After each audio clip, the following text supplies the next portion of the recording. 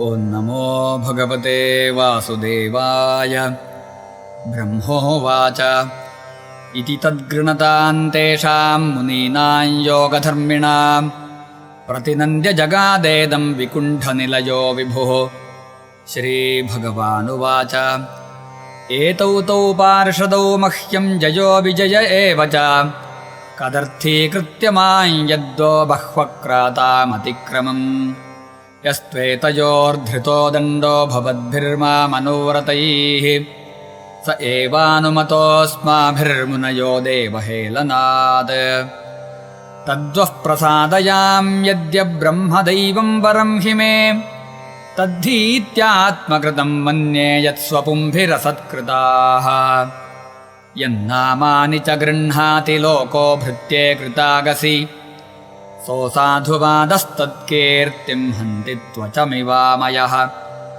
यस्यामृतामलयश्रवणावगाहः सद्यः पुनाति जगदाश्वपचाद्विकुण्ठः सोऽहं भवद्भ्य उपलब्धसु तीर्थकीर्तिश्छिन्द्यां स्वबाहुमपि वः प्रतिकूलवृत्तिम्।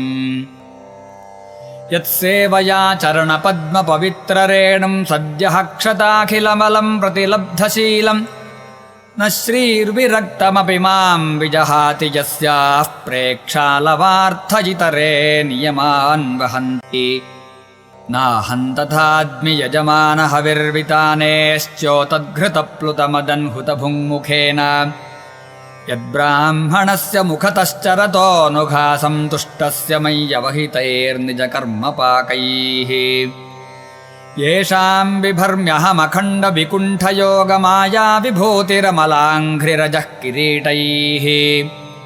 विप्रांस्तु को न विषहेतजदर्हणाम्भः सद्यः पुनाति सह चन्द्रललामलोकान्। ये मे तनोर्द्विजवरान् दुहतीर्मदीया भूतान्यलब्धशरणानि च भेदबुद्ध्या द्रक्ष्यन्त्यघक्षतदृशो ह्यहिमन्यवस्तान् गृध्रारुषा मम कुशन्त्यधिदण्डनेतुः। ये ब्राह्मणान् मयि धिया क्षिपतोर्चजन्तस्तुष्यधृतस्मितसुधोक्षितपद्मवक्त्राः वाण्यानुरागकलयात्मजवद्गृणन्तः सम्बोधयन्त्यहमिवाहमुपाहृतस्तैः। तन्मे स्वभर्तुरवसायमलक्षमाणो युष्मद्व्यतिक्रमगतिं प्रतिपद्य सद्यः। भूयो ममान्तिकमितां तदनुग्रहो मे यत्कल्पतामचिरतो भृतयोर्विवासः। ब्रह्मोवाच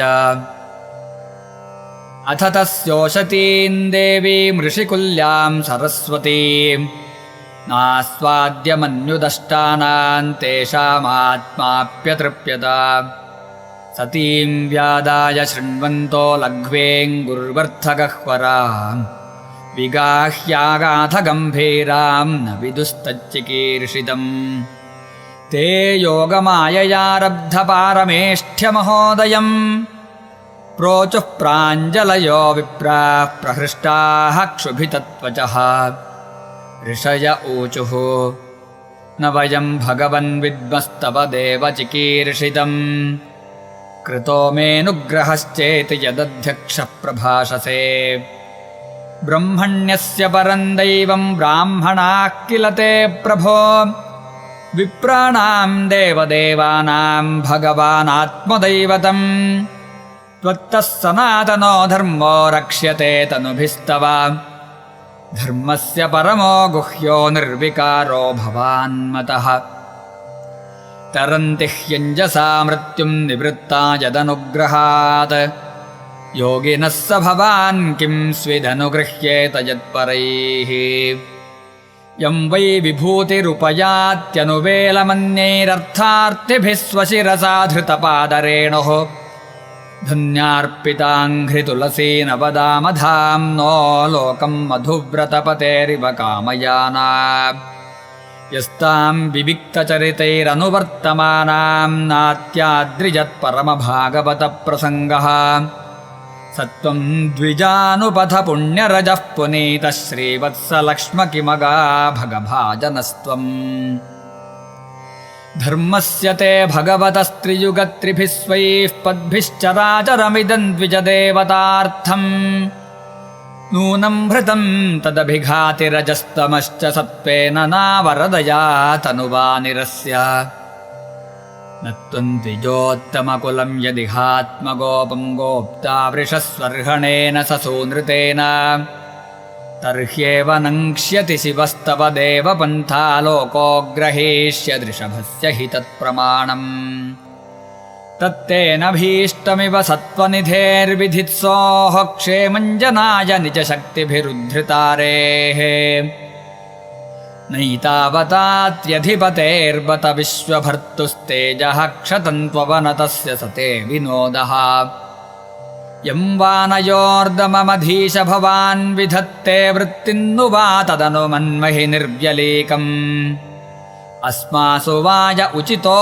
ध्रियतां सदण्डो येनागसौ वयमयुङ्क्ष्महि किल्बिषेण श्रीभगवानुवाच एतौ सुरेतरगतिं प्रतिपद्य सद्यः संरम्भसंभृतसमाध्यनुबद्धयोगौ भूयः सकाशमुपयास्यत आशुयो वश्यापोमयैव निमितस्तदवैतविप्राः ब्रह्मोवाच अथ ते मुनयो दृष्ट्वा नयनानन्दभाजनं वैकुण्ठं तदधिष्ठानं विकुण्ठं च स्वयं प्रभम् भगवन्तं परिक्रम्य प्रणिपत्यानुमान्य च प्रतिजग्मुः प्रमुदिताः शंसन्तो वैष्णवीं श्रियम् भगवाननुगावाहयातं मा भैष्टमस्तुषम् ब्रह्मतेजः समर्थोऽपि हन्तुं नेच्छेमतन्तु मे एतत्पुरैव निर्दिष्टं रमया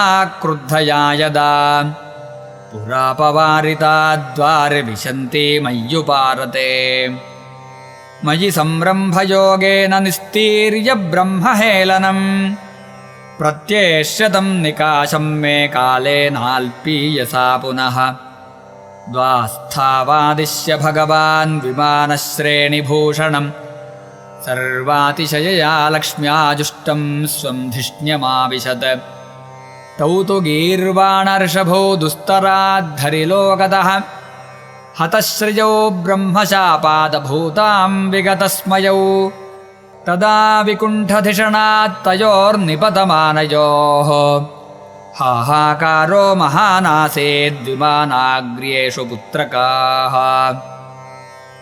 तावेव ह्यधुना प्राप्तौ पार्षदप्रवरौ हरेः दितेर्जठरनिर्विष्टं काश्यपं तेज उल्बणम् तयोरसुरयोरद्य तेजसा यमयोर्हि वः आक्षिप्तं तेज एतर्हि भगवांस्तद्विधिः सति विश्वस्य यस्थितिलयोद्भवहेतुराद्यो योगेश्वरैरपि दुरत्यययोगमायः क्षेमं विधास्यति स नो भगवांस्त्यधेशस्तत्रास्मदीयविमृशेन कियानिहार्थः इति श्रीमद्भागवते महापुराणे पारमहंस्यां संहितायां तृतीयस्कन्धे षोडशोऽध्यायः सर्वत्र गोविन्दनामसङ्कीर्तनं गोविन्द गोविन्द।